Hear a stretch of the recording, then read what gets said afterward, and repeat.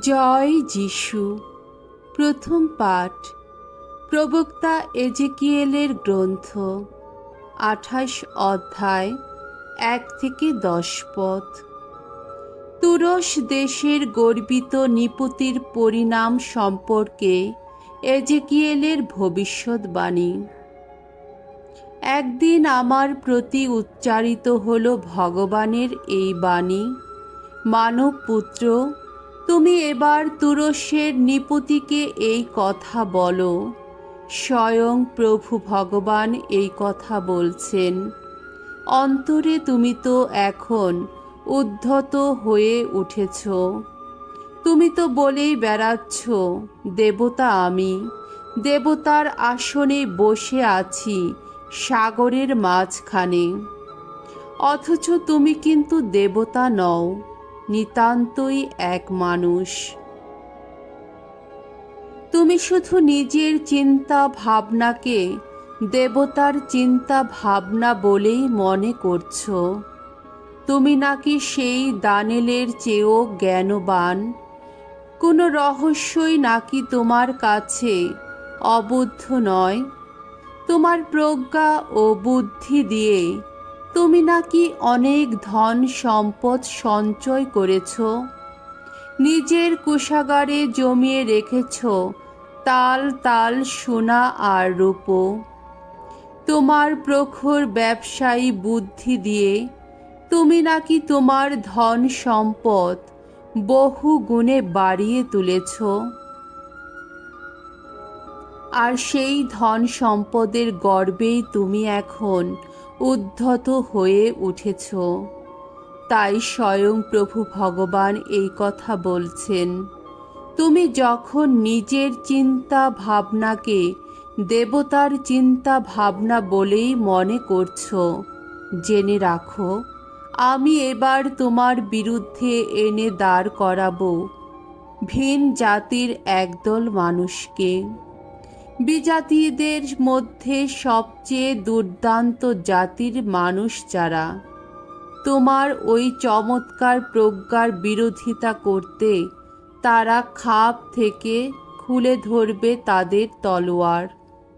তোমার ওই গরিমা তারা নষ্ট করে দেবে। তোমাকে তারা ঠেলে ফেলে দেবে রসাতলে।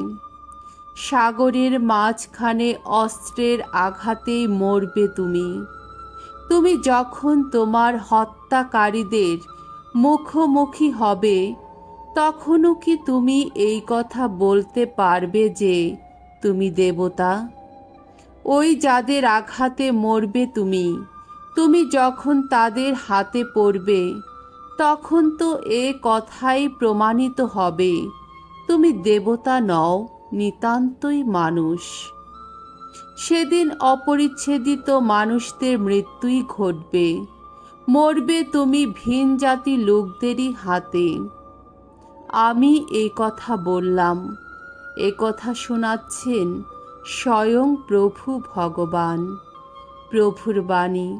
ঈশ্বরকে ধন্যবাদ। সাম সঙ্গীত দ্বিতীয় বিবরণ ৩২ অধ্যায় ২৬ থেকে ২৮ পদ, ৩০ পদ, ৩৫ থেকে ৩৬ পদ। ধর্মনেতা মসির গীতিকা। ধো, আমার জীবন আমার মরণ প্রভু তোমারই হাতে। ভগবান বলছেন, ওই ভ্রষ্ট মানুষদের আমি নস্যাৎ করে দেব। ওদের স্মৃতিটুকুও মানুষের মন থেকে মুছে দেব আমি। কিন্তু ভয় হলো, তাতে শত্রু হয়তো দম্ভ দেখিয়ে আমাকে অতিষ্ঠই করবে। বিপক্ষের লোকেরা হয়তো গোটা ব্যাপারটা ভুলই বুঝবে। হয়তো ভেবে বসবে তারা, এ তো আমাদেরই বাহু শক্তির জয়। ওই যা কিছু ঘটেছে তা তো ভগবানের কাজ নয়। ওই শত্রু তো এমনই জাতির মানুষ যাদের বিবেচনা বোধ নেই, কোনো বিচার বুদ্ধি নেই। একা একজন কি কখনো 1000 লোককে তাড়িয়ে দিতে পারে, মাত্র 2 জন কি কখনো 10,000 লোককে পালিয়ে যেতে বাধ্য করতে পারে? যদি না তাদের শক্তি শৈল যিনি, তিনি তাদের বিকিয়ে দিয়ে থাকেন, যদি না ভগবান নিজেই তাদের তুলে দিয়ে থাকেন শত্রুদের হাতে। তাদের সর্বনাশের সেই দিনটি তো ঘনিয়েই আসছে। তাদের ভাগ্যে যা কিছু ঘটবার তা দ্রুতই ঘটতে চলেছে। ভগবান তো এবার আপন জাতির মানুষদের ফিরিয়ে দেবেন তাদের ন্যায্য অধিকার। তার সেবক যারা, তাদের দিকে মুখ তুলে চাইবেন তিনি। বাণী বন্দনা। জয় জয় প্রভুর জয়।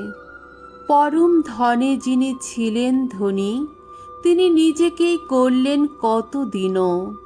তার দীনতায় মানুষ যেন পরম ধনেই হতে পারে ধনবান।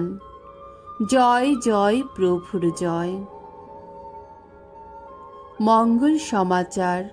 মথি রচিত মঙ্গল সমাচার 19 অধ্যায় 23 থেকে 30 পদ।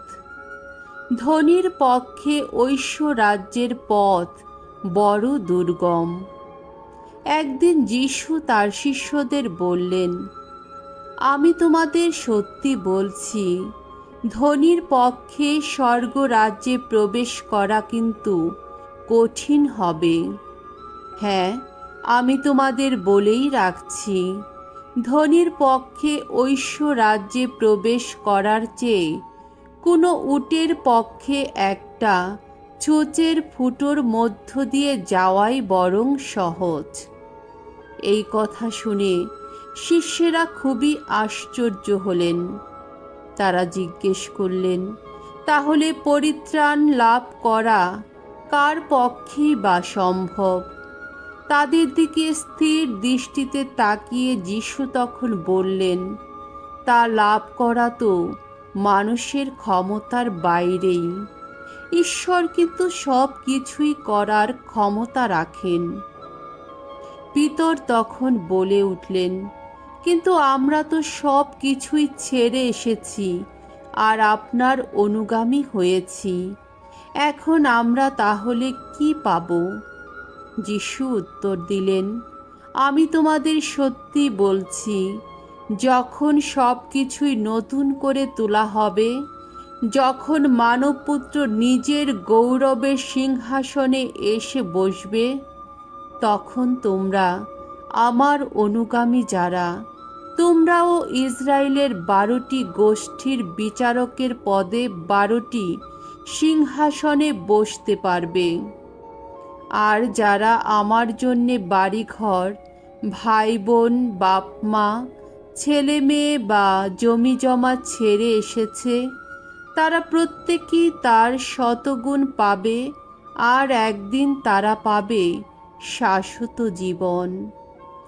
যারা এখন রয়েছে সবার আগে, তাদের অনেকেই সেদিন যাবে সবার শেষে, আর যারা এখন রয়েছে সবার শেষে, তাদের অনেকেই আসবে সবার আগে। প্রভুর মঙ্গলময় বাণী। খ্রিস্ট প্রভু তোমার প্রশংসা হোক।